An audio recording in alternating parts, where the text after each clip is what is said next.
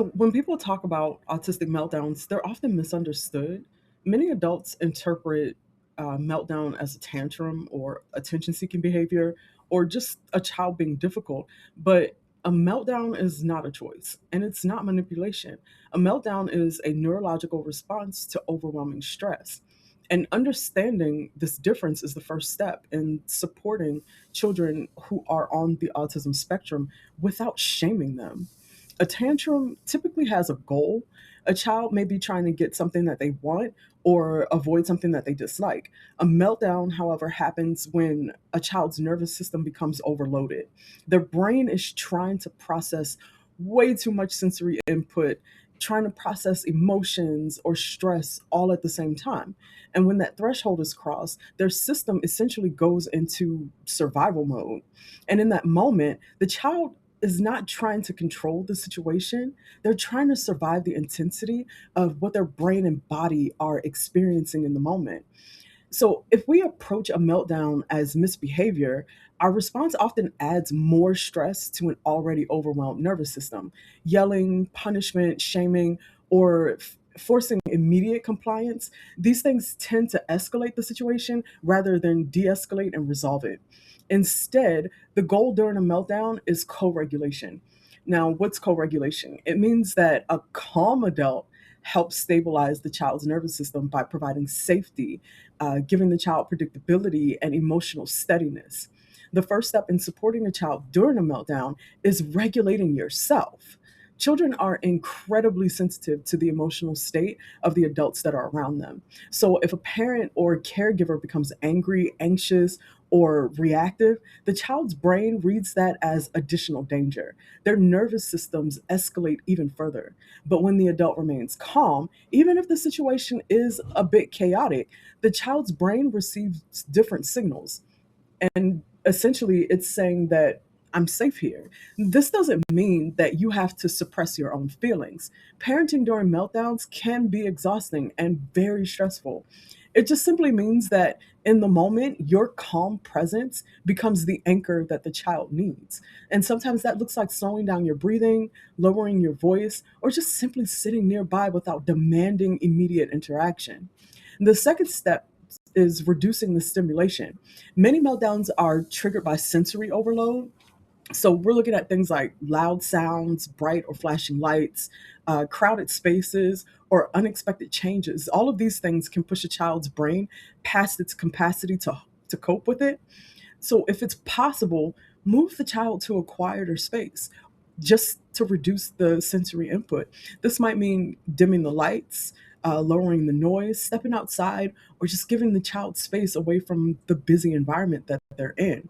Even small changes can help the nervous system begin to settle.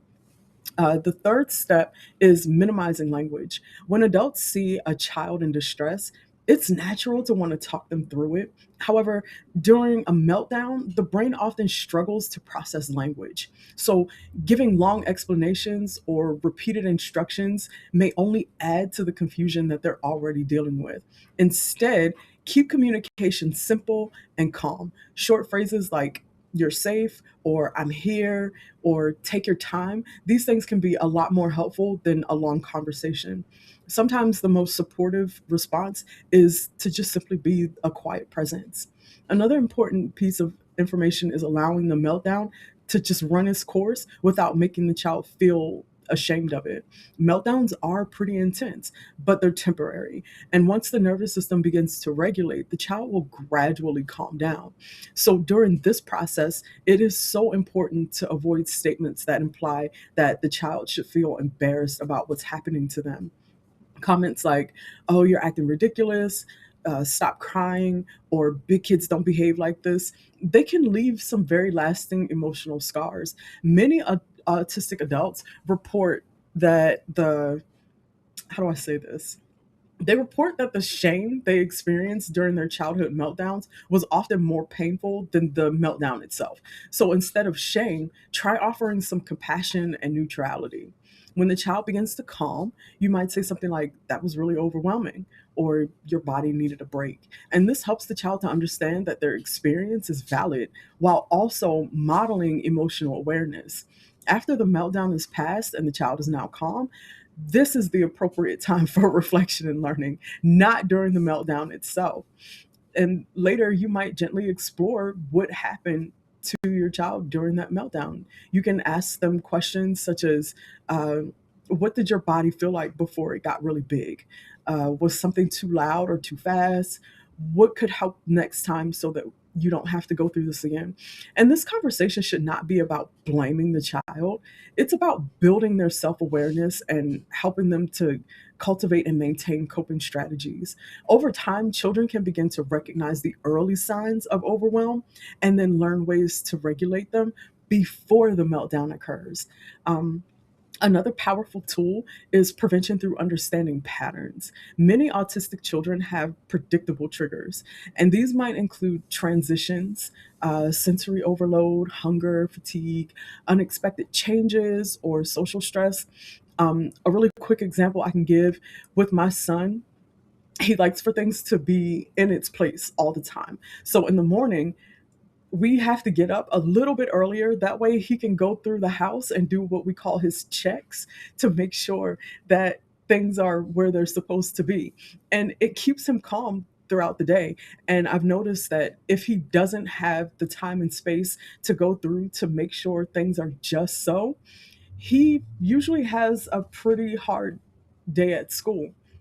But so I've taken notice of this. And when caregivers notice these patterns, they can create supportive routines and they can make accommodations that reduce the overwhelm. Like I said, we get up probably like 15 minutes earlier than we have to, just so that we can allow him the space and opportunity to do things that make him feel safe so he doesn't have a horrible day. It doesn't throw him off throughout the day because now he's sitting in class upset because, I don't know, the water faucet in the kitchen was hanging over the right side of the sink and not the left. It is what it is. Another example, that you can do to help accommodate is visual schedules. They help a lot with transition. You can get noise canceling headphones. Those reduce a lot of the sensory stress.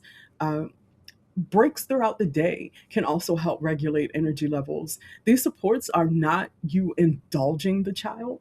They're just accessibility tools that allow the child's nervous system to function more comfortably in environments that may otherwise be a bit overwhelming. It's also important to remember that autistic children often navigating a world that's designed for neurotypical brains.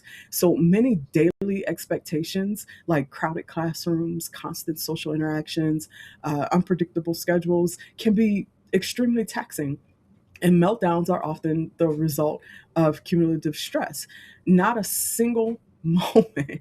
So, when we approach meltdowns with curiosity rather than judgment, we begin to see them not as behavioral problems, but as a way that your child may be trying to communicate.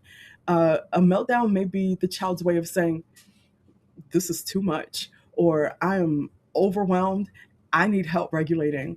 And when adults respond with calm support instead of shame and judgment, something very powerful happens. And that is that the child learns that their emotions aren't dangerous. They learn that adults can be trusted in their moments of distress. They learn that their needs matter. So supporting autistic children through meltdowns is not about eliminating every difficult moment, because all children experience overwhelm sometimes. Neurotypical and neurodivergent, they all experience overwhelm. But what matters most is how those moments are being handled. A child who experiences compassion during their hardest moments will grow up to be an adult who understands that struggle doesn't mean that they're broken, it just makes them human. And that understanding can shape a lifetime's worth of self worth, resilience, and even trust.